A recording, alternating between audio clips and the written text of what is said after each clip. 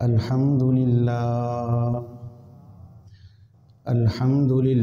الذی شرفنا علی سائر الامم برسالة من اختصه من بين الأنام بجوامع الكلم وجواهر الحكم وصلى الله تعالى على حبيب خير خلقه محمد وآله وصحبه وبارك وسلم ما نطق اللسان بمدحه ونسخ القلم أما بعد فأعوذ بالله من الشيطان الرجيم بسم الله الرحمن الرحيم ولو أن أهل القرى آمنوا واتقوا لفتحنا عليهم بركات من السماء والأرض وقال النبي صلى الله تعالى عليه وسلم اللهم بارك لنا في رجب وشعبان وبلغنا رمضان صدق الله مولانا العظيم وصدق رسوله النبي الكريم ونحن على ذلك لمن الشاهدين والشاكرين والحمد لله رب العالمين رب اشرح لي صدري ويسر لي أمري واحلل عقدة من لساني يفقه قولي رب زدني علما رب زدني علما رب زدني علما سبحانك لا علم لنا إلا ما علمتنا إنك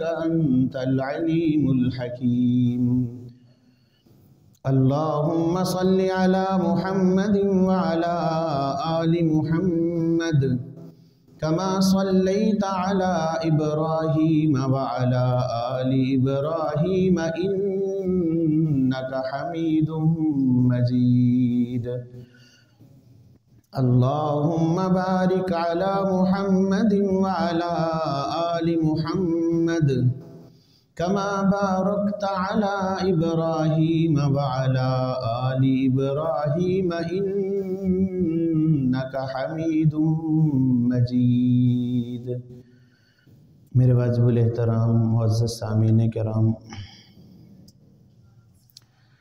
یہ رجب المرجب کا مہینہ جا رہا ہے۔ یہ ان محترم مہینوں میں سے ہیں جن کا اللہ رب العزت نے قرآن میں تذکرہ فرمایا ہے اور جن کو اشہر حرم کہا ہے، اور یہ محترم یعنی احترام والا مہینہ ہے، اور شروع سے ہی ازل سے ہی جب سے اللہ نے دن اور رات کا نظام بنایا ہے، اللہ نے ان 4 مہینوں کو محترم و مکرم بنایا ہے کہ جن کی عزت ہر ایک پر لازم ہے، جن کی بے حرمتی سے بچنا چاہیے۔ اللہ رب العزت قرآن مجید میں فرماتے ہیں ان عدت الشہور عند اللہ 12 شہرا فی کتاب اللہ، کہ اللہ رب العزت کے نزدیک جو مہینوں کی گنتی ہے وہ 12 مہینے ہیں جو لوح محفوظ میں ہیں۔ اللہ نے اپنے علم کے مطابق جو سال کے مہینوں کی تعداد رکھی ہے وہ 12 ہے۔ منہا 4 حرم، جن میں سے 4 مہینے وہ حرمت والے ہیں، یعنی بڑے ہی محترم و معزز ہیں۔ اللہ کے ہاں ان میں عبادت کرنے کا عجیب لطف ہے، اور ان میں عبادت، ریاضت، جو بھی نیک اعمال کریں گے ان کا اجر و ثواب باقی کی نسبت بڑھ جائے گا۔ اور وہ 4 مہینے کون سے ہیں؟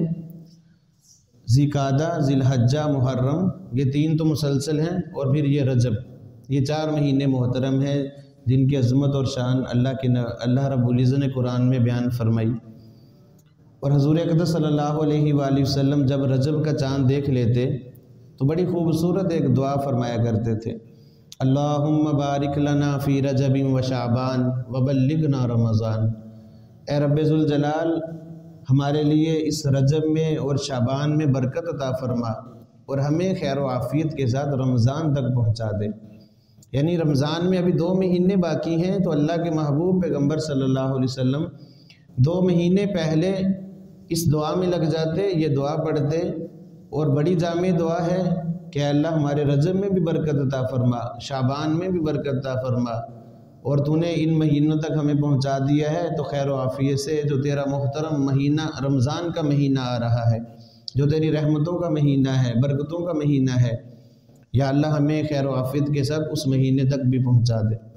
تو یہ اللہ کے نبی صلی اللہ علیہ وآلہ وسلم کی دعا ہے، اس دعا کا بھی اہتمام کرنا چاہیے اور اللہ سے یہ دعا کرتے رہنا چاہیے کہ اللہ ہمیں گزشتہ سالوں کی طرح اس سال بھی رمضان کی برکتوں سے فیض یاب ہونے کی توفیق عطا فرمائے، کہ بڑا ہی معزز مہینہ، بڑا ہی مکرم مہینہ ہے کہ جب جنت کے سارے دروازے کھول دیے جاتے ہیں، جہنم کے دروازے بند کر دیے جاتے ہیں اس رمضان المبارک میں، تو فرمایا کہ شیاطین کو بیڑیاں ہتھکڑیاں لگ جاتی ہیں، ان کو جکڑ دیا جاتا ہے، وہ ورگلا نہیں سکتے۔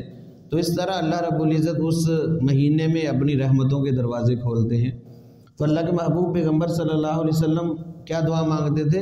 اللہم بارک لنا فی رجب و شعبان، کہ اس میں برکت کی دعا کرتے تھے۔ برکت ہے کیا؟ برکت کیا چیز ہے؟ یہ صرف اسلام نے، اللہ کے قرآن نے اس کا تصور پیش کیا ہے، وگرنہ انگلش ڈکشنری کوئی بھی دیکھ لیں اس میں یہ برکت کا مفہوم کہیں نظر نہیں آئے گا۔ اللہ نے قرآن میں اس لفظ کو بھی استعمال فرمایا ہے، وَلَوْ أَنَّ أَهْلَ الْقُرَىٰ آمَنُوا وَاتَّقَوْا لَفَتَحْنَا عَلَيْهِمْ بَرَكَاتٍ مِّنَ السَّمَاءِ وَالْأَرْضِ۔ اگر یہ بستی والے تقوی اختیار کرتے تو اللہ رب العزت فرماتے ہیں کہ ہم آسمانوں اور زمین سے برکتوں کے دروازے ان کے لیے کھول دیتے۔ برکت کا مفہوم کیا ہے؟ برکت کہتے ہیں کہ چیز تو کم ہے لیکن اس سے فوائد نفع زیادہ حاصل ہو گیا ہے، رزق کم ہے لیکن وہ کفایت کر جاتا ہے، کسی کے سامنے ہاتھ نہیں پھیلانا پڑتا، آمدنی تو کم ہے لیکن اچھے طریقے سے گزارا ہو جاتا ہے، گزر بسر ہو جاتی ہے۔ تو چیز تھوڑی ہو، زیادہ لوگوں کو کام آ جائے، زیادہ اس سے فائدے نفع بندہ اٹھا لے، اس کا مطلب اس چیز میں برکت ہے۔ اور یاد رکھیں ہمیں اس برکت کی قدم قدم پر ضرورت ہے، ہر موڑ میں، ہر وقت ہمیں اس برکت کی ضرورت ہے۔ جب برکت نہیں ہوتی کسی چیز میں تو وہ چیز بس اوقات وبال جان بن جاتی ہے۔ آدمی کے بس عمر تو ہے لیکن اس عمر میں اگر برکت نہیں ہے، اس زندگی میں اگر برکت نہیں ہے تو ساری زندگی ٹینشنوں میں گزرتی ہے، پریشانیوں میں گزرتی ہے، بیماریوں میں گزر جاتی ہے، آدمی اس زندگی سے صحیح طور پر لطف اندوز نہیں ہو سکتا۔ کیا مطلب کہ اس کی زندگی تو ہے لیکن اس کی زندگی میں برکت نہیں ہے۔ برکت ایسی چیز ہے کہ جب ہوتی ہے آدمی صحیح طور پر اس نعمت سے نفع اٹھاتا ہے، فائدہ اٹھاتا ہے، زندگی سے صحیح کام کرتا ہے۔ اور جب برکت نہیں ہوتی کسی بھی چیز میں تو یاد رکھے اس سے صحیح طور پر نفع حاصل نہیں ہو سکتا۔ اللہ نے رحمت کی، فضل فرمایا، بڑی خوبصورت، بڑی عمدہ، بڑی اعلیٰ گاڑی لے لی۔ اب اس میں برکت کی ہمیں بہت ضرورت ہے۔ اگر تو برکت ہوگی تو اس گاڑی سے صحیح طور پر ہم فائدہ اٹھائیں گے، ہمارے بڑے نفع کی کام کی ہے۔ لیکن اگر برکت نہیں ہوگی تو یاد رکھیں روزانہ کوئی نہ کوئی خرچہ نکلتا رہے گا، کوئی ایکسیڈنٹ ہو گیا، کوئی اور مسئلہ بن گیا تو ٹینشنوں میں زندگی گزر جاتی ہے۔ اس کا مطلب کیا ہے کہ گاڑی تو ہے اس کے پاس لیکن اس کے اندر برکت نہیں ہے۔ اگر برکت ہوتی تو صحیح طور پر یہ فائدہ مند ہوتی۔ ایک نوجوان تھا، اس نے اپنے والد محترم سے پوچھا کہ ابا جان یہ برکت کیا چیز ہے؟ تو والد صاحب اس کو تیسری منزل پر لے گئے اپنے ساتھ۔ تیسری منزل پر جب لے گئے تو اس سے کہا کہ بیٹا مجھے بتاؤ یہ سامنے کیا گیزر لگا ہوا تھا؟ تو اس نے کہا کہ یہ گیزر لگا ہے تو یہ مجھے کیوں بتا رہے ہیں؟ تو باپ نے پوچھا بیٹا تیری عمر کتنی ہو چکی ہے؟ تو فرمایا کہ کوئی 21-22 سال ہو چکی ہے۔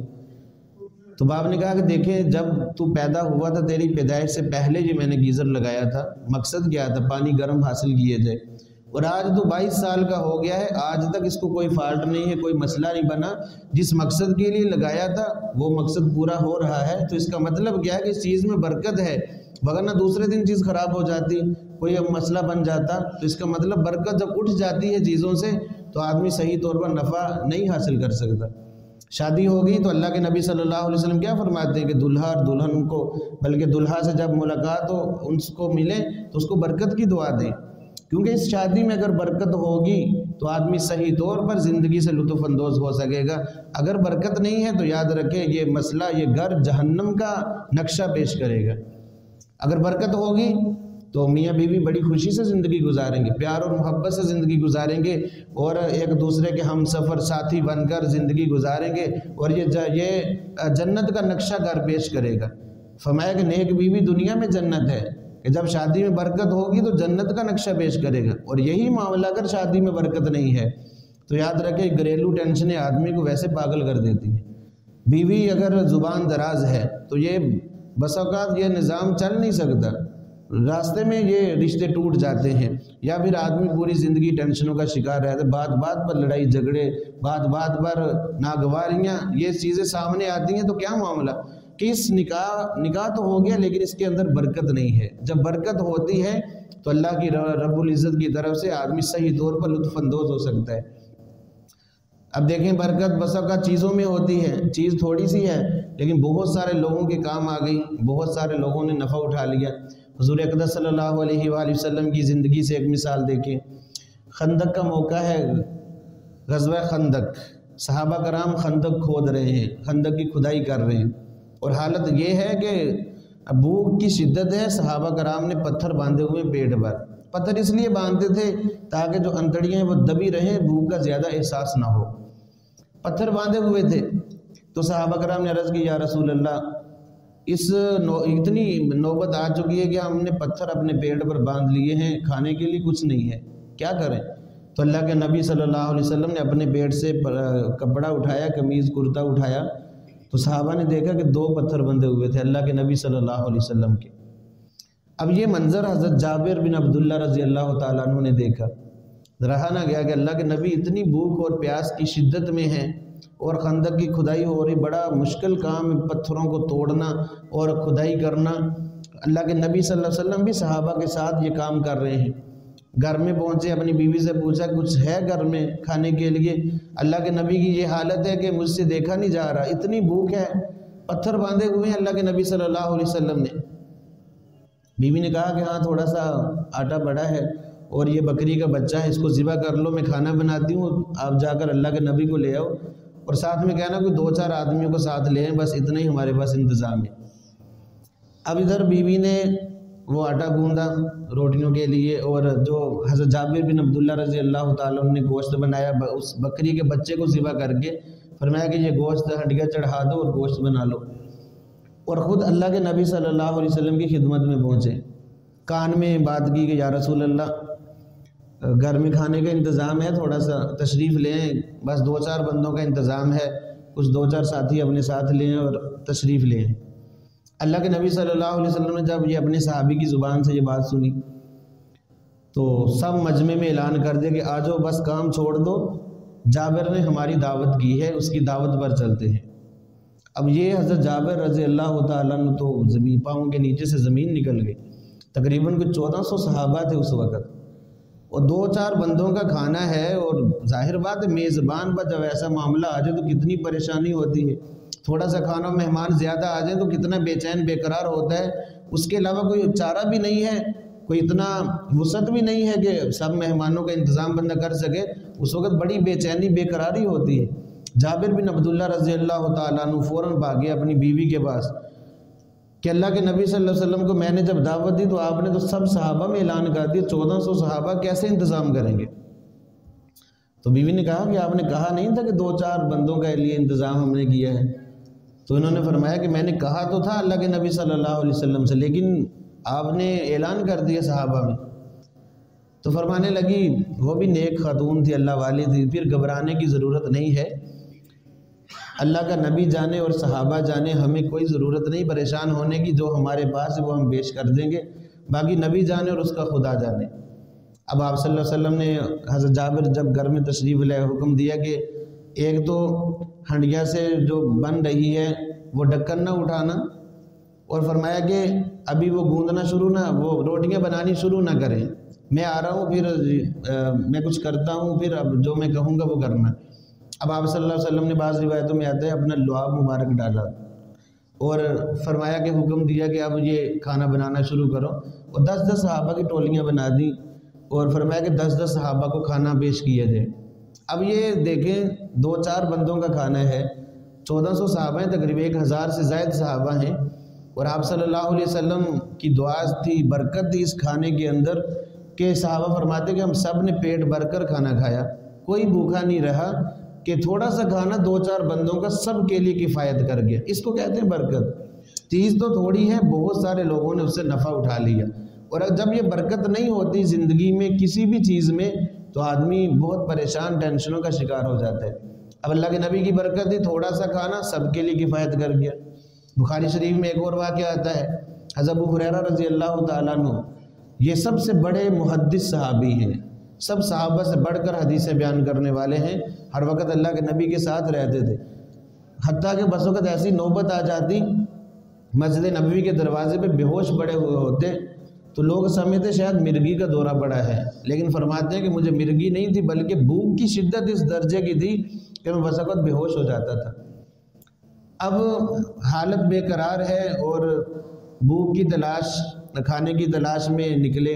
ابو بکر صدیق رضی اللہ تعالیٰ عنہ کو راستے میں دیکھا تو ایک مسئلہ دریافت کیا کہ حضرت یہ مسئلہ ذرا بتا دیں، اور دل میں یہ بات ہے کہ شاید ابو بکر میری کیفیت کو دیکھ کے مجھے کھانے پر لے جائیں گے، کچھ دے دیں گے، زبان سے سوال کر نہیں سکتے تھے۔ خیر انہوں نے مسئلہ بتا دی اور آگے چل پڑے۔ یہ پھر اسی حالت میں تھوڑی دیر کے بعد حضرت عمر رضی اللہ تعالیٰ عنہ کو دیکھا، وہ بھی آئے، فرمایا کہ چلو میں ان سے پوچھتا ہوں ذرا۔ کوئی مسئلہ پوچھا، انہوں نے بتایا، سمجھ نہ سکے کہ کیوں پوچھ رہے ہیں، اتنے بڑے محدث ہیں یہ۔ خیر وہ بھی چلے گئے، حالت ویسی ہے۔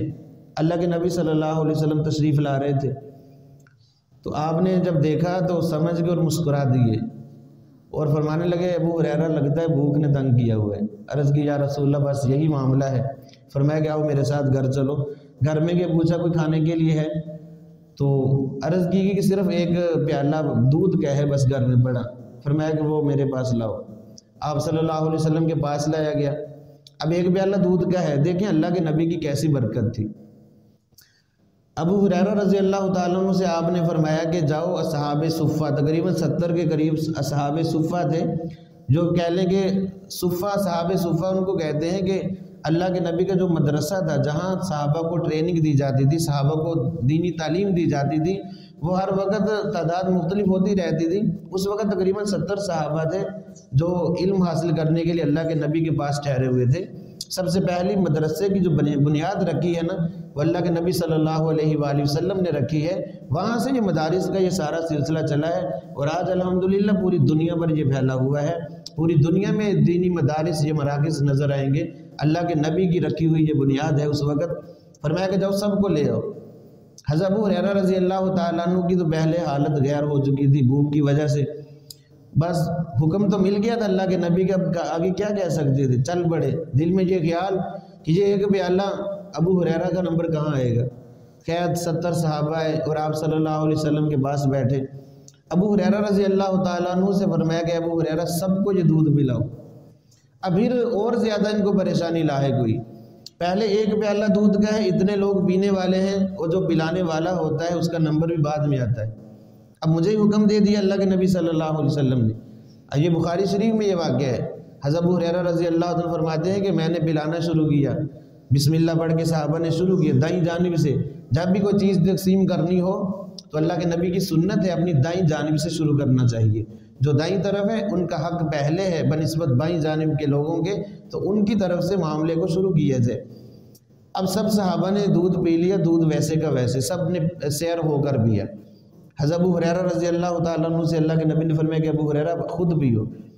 آپ نے دودھ پیا پیٹ بھر کر، دودھ کا پیالہ منہ سے ہٹایا تو اللہ کے نبی نے فرمایا کہ اور پیو۔ انہوں نے اور پیا، پھر اللہ کے نبی نے فرمایا اور پیو، انہوں نے اور پیا، اور عرض کی یا رسول اللہ میرے اندر ذرا بھی گنجائش نہیں ہے کہ میں ایک گھونٹ بھی اور پی سکوں۔ اب دیکھیں ایک پیالہ دودھ کا ہے، 70 صحابہ ہیں تقریباً پینے والے۔ پھر آخر میں اللہ کے نبی صلی اللہ علیہ وسلم نے بچا ہوا دودھ خود ہاتھوں میں پکڑا اور آپ صلی اللہ علیہ وسلم نے وہ نوش فرمایا اور سارا پیالہ ختم ہوا دودھ کا۔ تو دیکھیں اللہ رب العزت نے کیسی برکت رکھی ہے۔ اب دیکھیں جب برکت ہوتی چیز میں تو بہت زیادہ کفایت کر جاتی ہے۔ دیکھیں جب اللہ زندگیوں میں برکت عطا فرما دیتے ہیں تو آدمی تھوڑی سی عمر میں ایسے ایسے کام کر جاتا ہے جو سالوں میں لوگوں سے کام نہیں ہوتے تھے۔ یہ کیا مطلب ہے؟ یہ برکت ہے زندگی میں۔ اللہ کے محبوب پیغمبر صلی اللہ علیہ وسلم کو دیکھ لیں، 23 سالہ دور نبوت ہے، 40 سال میں نبوت ملتی ہے، 63 برس کی عمر میں انتقال ہو جاتا ہے، یہ 23 سالہ دور نبوت ہے۔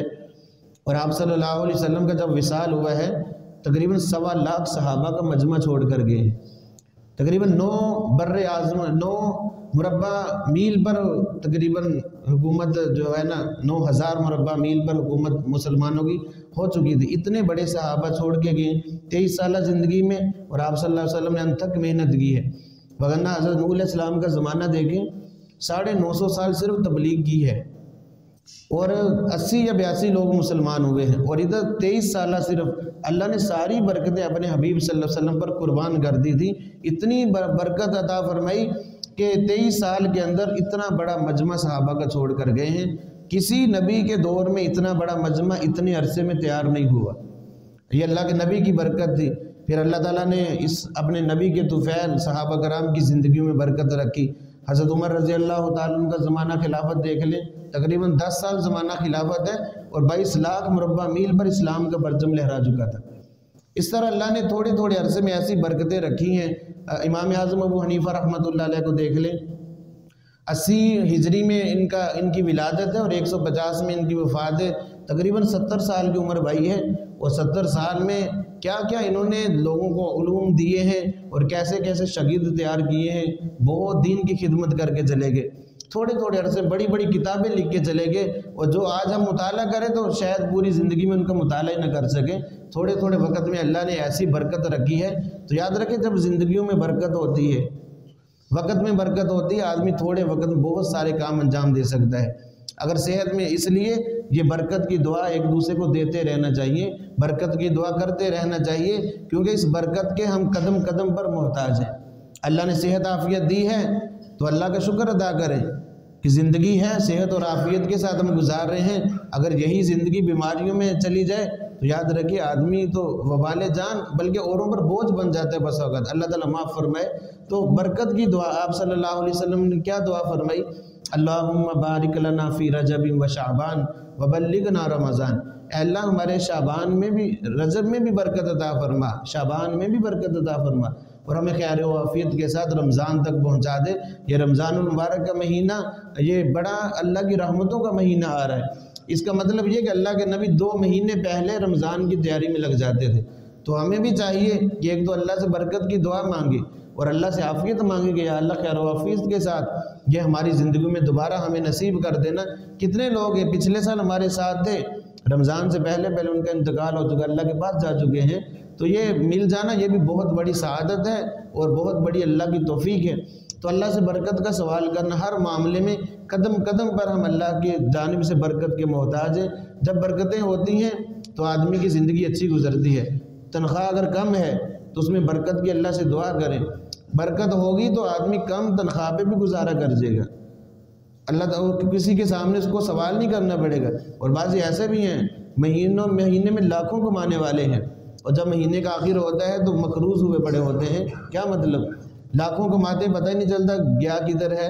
اس کا مطلب کیا ہے کہ برکت نہیں ہے۔ یہ برکت آئے گی کیسے زندگیوں میں؟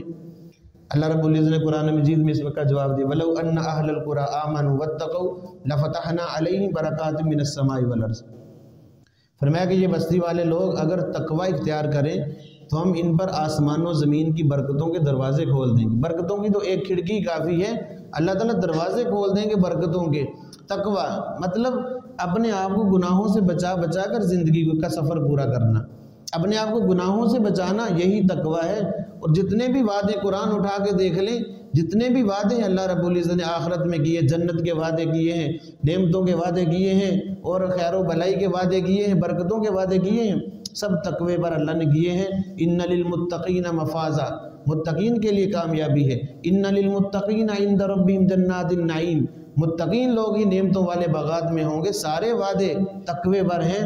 اور فرمایا کہ وَمَن يَتَّقِ اللَّهَ يَجْعَل لَّهُ مَخْرَجًا، جو بندہ بھی تقوی اختیار کرتا ہے اللہ تعالیٰ بند راستے اس کے لیے کھول دیتے ہیں، ہر مشکل میں اللہ تعالیٰ اس کے لیے آسانی کا کوئی راستہ بتا دیتے ہیں۔ بندہ بس وقت اتنا پریشان ہوتا ہے، سارے دروازے بند ہوئے پڑے ہوتے ہیں، اللہ تعالیٰ بند راستے اس کے لیے کھول دیتے ہیں۔ پھر فرمایا کہ وَيَرْزُقْهُ مِنْ حَيْثُ لَا يَحْتَسِبُ، اسی تقوی کی بدولت ایسی ایسی جگہوں سے اللہ تعالیٰ رزق عطا فرماتے ہیں کہ بندے کے وہم و گمان میں بھی نہیں ہوتا۔ یہ سارا نظام اللہ رب العزت چلا رہے ہیں۔ تو ہم اگر تقوی پر آ جائیں، یعنی گناہوں سے بچ کر زندگی گزار لیں، تو یاد رکھیں اللہ تعالیٰ برکتوں کے دروازے کھول دیں گے، ہم بہت ساری ہماری ٹینشنیں جو ہیں وہ ختم ہو جائیں گی۔ آج رزق کا مسئلہ کتنا بڑا مسئلہ ہے، اور آج ہم رازق کو ناراض کر کے رزق تلاش کرتے پھرتے ہیں۔ یہ کیسے ممکن ہے کہ جس نے رزق دینا ہے، جہاں سے رزق آنا ہے وہاں سے تعلق توڑے ہوئے ہیں، پھر کیسے اللہ رب العزت ایسے فراوانی کریں گے، کیسے برکتوں کے دروازے کھولیں گے؟ ہاں اللہ کی طرف لو لگا لیں۔ وَفِي السَّمَاءِ رِزْقُكُمْ، قرآن کیا کہتا ہے کہ آسمانوں میں تمہارا رزق ہے۔ آسمانوں سے اللہ تعالیٰ فیصلے فرماتے ہیں۔ فیصلے کب فرمائیں گے اللہ رب العزت؟ جب ہم زندگی اللہ اور اس کے رسول کے بتائے ہوئے طریقے کے مطابق گزاریں گے، پھر اللہ تعالیٰ فیصلے فرمائیں گے۔ اور جب ہم گناہوں سے بچ کر زندگی گزاریں گے، پھر اللہ رب العزت برکتوں کے دروازے کھول دیں گے۔ پھر آدمی زندگی سکون سے گزارے گا، سکون کی موت آئے گی، اور مرتے ہی اللہ رب العزت کی جنتوں کا وارث بن جائے گا۔ اللہ رب العزت سے دعا ہے کہ اللہ تعالیٰ میں تقوی کے مطابق زندگی گزارنے کی توفیق عطا فرمائے۔ وآخر دعوانا الحمدللہ رب العالمین۔